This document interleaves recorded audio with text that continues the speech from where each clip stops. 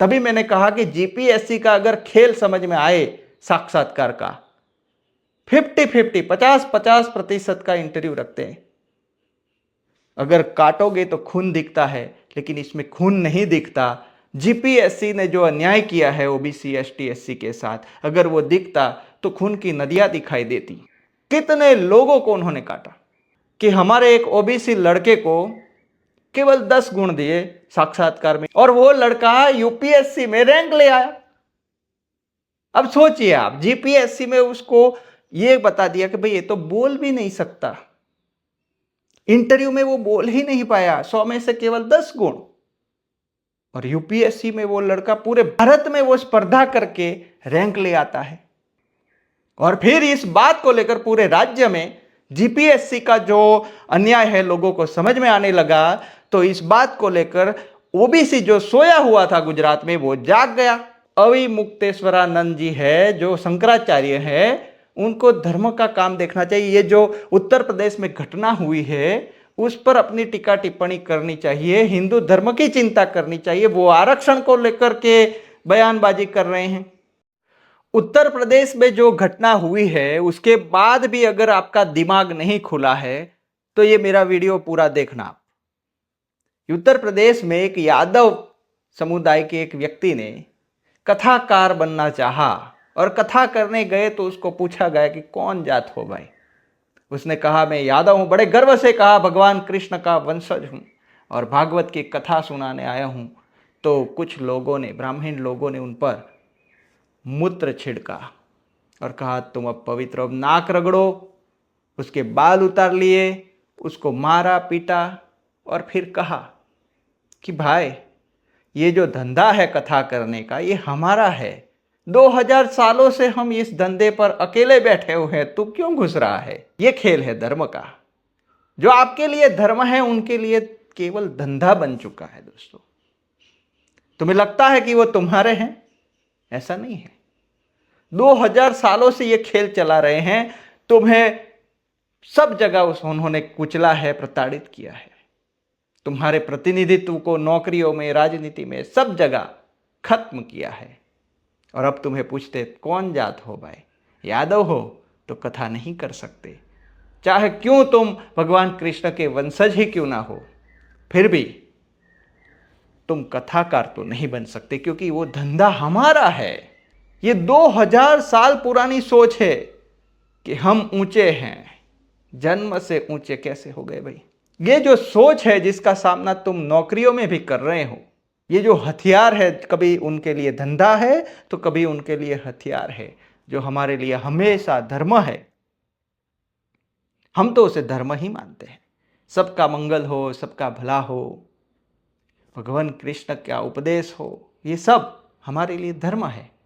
लेकिन उनकी सोच में धंधा है। अगर ऐसा नहीं होता तो उस यादव समुदाय के उस व्यक्ति के साथ ऐसा कभी नहीं होता। पिछड़ों को मंदिर में जाने से रोका नहीं गया होता, लेकिन रोका जाता है। और ये वीडियो मैं आपको क्यों बता रहा हूं? एक तरफ हम हिंदू एकता की बात कर रहे हैं और दूसरी तरफ हम हमारे ही हिंदू भाइयों को मंदिर में जाने से, घुसने से रोक रहे हैं। और कौन से भगवान ने ऐसा कह दिया कि भाई तुम दलित हो, तुम आदिवासी हो, तुम ओबीसी हो तो तुम मंदिर में नहीं आ सकते, केवल ऊंचे लोग ही आ सकते हैं? कौन से भगवान ने ऐसा विधान बना दिया है कि केवल ब्राह्मण ही कथा कर सकते हैं? कहां किसी भगवान ने आके लिखा है कुछ? कहीं भी नहीं लिखा। और जहां लिखा, वो लिखने वाले लोग कौन हैं? जो शास्त्र लिखे वो लोग कौन थे? तो ये बात अब दिमाग में घंटी बजनी चाहिए लोगों की कि भाई देखो, धर्म अपनी जगह है, लेकिन ये जो खेल चला रहे हैं उसका विरोध तो बनता ही है। ऐसा तो नहीं हो सकता कि कुछ लोग आके ये कह दे कि बस ये हम ही करेंगे, तो फिर हिंदू धर्म तो वैसे ही कुंठित होकर खत्म हो जाएगा। हिंदू धर्म को दूसरों से खतरा ही नहीं है, ऐसे लोगों से खतरा है जो रोक रहे हैं, टोक रहे हैं, मार रहे हैं, नहीं कर सकते, ये नहीं कर सकते, वो नहीं कर सकते, हम ऊंचे लोग हैं, हम ही करेंगे। इन्हीं लोगों से हिंदू को खतरा होना चाहिए फिर तो। दोस्तों, ये लोग आपको कथा करने से रोक रहे हैं, भगवान का नाम लेने से रोक रहे हैं, क्योंकि केवल उनका अधिकार है, क्योंकि वो उच्च कुल में पैदा हुए हैं। तो फिर सोचिए नौकरियों में वो आपका जाना पसंद करेंगे? हमारे गुजरात की ही बात करूं तो जीपीएससी करके जो पब्लिक सर्विस कमीशन होता है हर राज्य में, वैसा हमारे गुजरात पब्लिक सर्विस कमीशन है। तो उसमें क्या हुआ कि हमारे एक ओबीसी लड़के को केवल 10 गुण दिए साक्षात्कार में, और वो लड़का यूपीएससी में रैंक ले आया।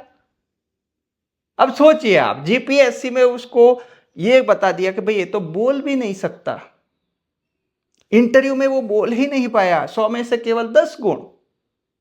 और यूपीएससी में वो लड़का पूरे भारत में वो स्पर्धा करके रैंक ले आता है। ऐसे तो कितने ओबीसी को उन्होंने काट दिया होगा। तभी मैंने कहा कि जीपीएससी का अगर खेल समझ में आए साक्षात्कार का, 50-50 50-50% का इंटरव्यू रखते हैं। अगर काटोगे तो खून दिखता है, लेकिन इसमें खून नहीं दिखता। जीपीएससी ने जो अन्याय किया है ओबीसी एसटी एससी के साथ, अगर वो दिखता तो खून की नदियां दिखाई देती। कितने लोगों को उन्होंने काटा। और फिर इस बात को लेकर पूरे राज्य में जीपीएससी का जो अन्याय है लोगों को समझ में आने लगा, तो इस बात को लेकर ओबीसी जो सोया हुआ था गुजरात में वो जाग गया। अब जागने लगा तो एकजुट होने लगे। बुद्धिजीवी वर्ग सबसे पहले एकजुट होता है। गुजरात के सारे प्रोफेसर हो या फिर बड़े नौकरियों में पद में आसीन लोग चिंता करने लगे हमारे समुदाय के बारे में। बक्सी पंच के बड़े बड़े लोग आगे आए, एकजुट होने लगे। उनको पता चला कि देखो बक्सी पंच के बड़े बड़े लोग इकट्ठा हो रहे हैं, और गुजरात में तो 50-54% बक्सी पंच की आबादी है। अगर एकजुट हो गए तो कुछ कह नहीं सकते। तब फिर उन्होंने एक वो खेल खेला। एक तरफ जीपीएससी के खिलाफ सभी लोग बोल रहे थे, तो दूसरी तरफ उन्होंने पता नहीं कैसे हमारे ही बक्सी पंच भाइयों में से किसी को यह समझा दिया कि आपको वर्गीकरण मांगना चाहिए। अब खेल देखिए, बक्सी पंच के लोगों के खिलाफ ही बक्सी पंच को खड़ा कर देना, ओबीसी के खिलाफ ओबीसी को ही खड़ा कर दो। ये पुराना खेल है उनका। वर्गीकरण का हमारा कोई विरोध नहीं था। उन लोगों ने खुद ही स्वयं ही प्रचार करना शुरू कर दिया कि देखो ये लोग वर्गीकरण का विरोध कर रहे हैं। मैंने तो कभी नहीं किया। मेरा विरोध इतना है कि वर्गीकरण कैसे मांगोगे तुम? 27%, हमारी आबादी 54%, 60% के करीब अगर जनगणना हो तो गुजरात में। अब ये लोगों ने खेल क्या कर दिया, 27% जो आरक्षण मिला हुआ है, अभी हमारी विद्या सहायक करके एक पोस्ट है गवर्नमेंट प्राइमरी स्कूल में, उसमें भर्तियां लगी। उसमें हमारी जो संख्या थी 27% नहीं 14% थी केवल। अब देखिए जगह है बिकाट नहीं। हमें लड़ना वहां चाहिए कि भाई हमारा 27% आरक्षण मिला हुआ वो कहां गया, 14% क्यों दिया, वहां लड़ना चाहिए। वो तो छोड़ो, जो आबादी है उसके अनुपात में आरक्षण मिलना चाहिए, यह भी एक लड़ाई होनी चाहिए। ये सब बाजू पे रह गया। जो अन्याय हो रहा है जीपीएससी में या भर्तियों में, वो बाजू पे रह गया, और वो लोगों ने डाइवर्ट कर दिया पूरा वर्गीकरण पर। अब खेल देखना, कुछ वर्गीकरण वाले भाइयों ने मुझे बताया कि देखो भाई तुम इस पर क्यों नहीं बोलते वगैरह वगैरह। मैंने कहा उसका सही वक्त नहीं है ये। जब हमारे जनसंख्या के अनुपात में हमें आरक्षण मिल जाएगा तब तो हम वर्गीकरण का मामला देखेंगे। अभी ये प्रस्तुत नहीं है। फिर देखो वो लोग मेरा भी विरोध करने लग गए। अरे भाई मैं तुम्हें समझा क्या रहा हूं और तुम समझ क्या रहे हो। अभी जो अविमुक्तेश्वरानंद जी है, जो शंकराचार्य है, उनको धर्म का काम देखना चाहिए। ये जो उत्तर प्रदेश में घटना हुई है उस पर अपनी टीका टिप्पणी करनी चाहिए, हिंदू धर्म की चिंता करनी चाहिए। वो आरक्षण को लेकर के बयानबाजी कर रहे हैं। उन्होंने बयान दिया कि आरक्षण को खत्म कर देना चाहिए। अब देखो हमारे गुजरात में हमारे ही ओबीसी भाई हमारे खिलाफ वर्गीकरण का नारा लगा रहे हैं, और दूसरी तरफ अविमुक्तेश्वरानंद जैसे शंकराचार्य ये बता रहे हैं कि आरक्षण खत्म कर दो। अब आरक्षण खत्म हो गया तो वर्गीकरण का तो मामला ही नहीं रहेगा। तो मैं गुजरात के ही नहीं पूरे देश के ओबीसी एसटी एससी को एक मैसेज देना चाहता हूं कि आप एकजुट हो जाइए, अपने हक अधिकारों के बारे में जानिए। क्योंकि कुछ लोग अब जो है बड़े पदों पर पहुंच चुके हैं, जो निर्णय कर सकते हैं आपका जो हक अधिकार बचा हुआ है उसको खत्म करने के बारे में। कुछ बचेगा ही नहीं, आपका प्रतिनिधित्व ही नहीं रहेगा देश में। आप अब वही दिशा में जा रहे हो जब वर्ण व्यवस्था थी। वर्ण व्यवस्था थी तब क्या हो रहा था कि देखो भाई, कुछ वर्ण के लोग, कुछ वर्ग के लोग ये नहीं कर सकते, वो नहीं कर सकते। वैसा हो जाएगा, गुलामी आ जाएगी। ऐसे भी आ ही गई है। आप दूसरों के बताने पर, दूसरों के चढ़ाने पर, दूसरों की चुगली पर अपना मन बदल देते हो। इतने कच्चे कान के हो कि आरक्षण की बात पर लड़ने की बजाय आप आरक्षण में वर्गीकरण की बात को लेकर के इतना बिल बिला रहे हो। तो गुजरात के ही नहीं, पूरे देश में जो ये खेल चल रहा है उसके खिलाफ सभी बुद्धिजीवी वर्ग को मैं आह्वान करता हूं कि वो अपने तरीके से समझाए लोगों को ये समझाए कि अपना हक अधिकार कैसे सुरक्षित करना है, हक अधिकार कैसे हासिल करना है। देश भर के जितने ओबीसी हैं वो सारे के सारे एकजुट हो जाएं।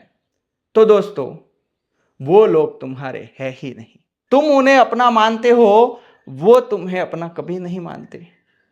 अगर मानते होते तो तुम्हारे ऊपर वो मूत्र नहीं छिड़कते, तुम्हारे बाल नहीं काटते, वो तुम्हें नंगा करके नहीं मारते। वो तुम्हें हिंदू मानते होते तो तुम्हारे साथ ऐसा कभी नहीं करते। लेकिन वो तुम्हें वर्ण व्यवस्था के आधार पर देखते हैं कि तुम 2000 सालों के बाद आज भी, चाहे दुनिया में कितना विज्ञान आगे बढ़ गया हो, चाहे दुनिया में कितना ही प्रगति हो गई हो, दुनिया कितनी आगे बढ़ गई हो, लेकिन उनकी सोच अभी 2000 साल पीछे है। वो आज भी तुम्हें शूद्र मानते हैं। तो मैं सभी भारतीयों से निवेदन करता हूं कि जागो। अभी नहीं जागोगे तो कभी जाग ही नहीं पाओगे। धन्यवाद दोस्तों।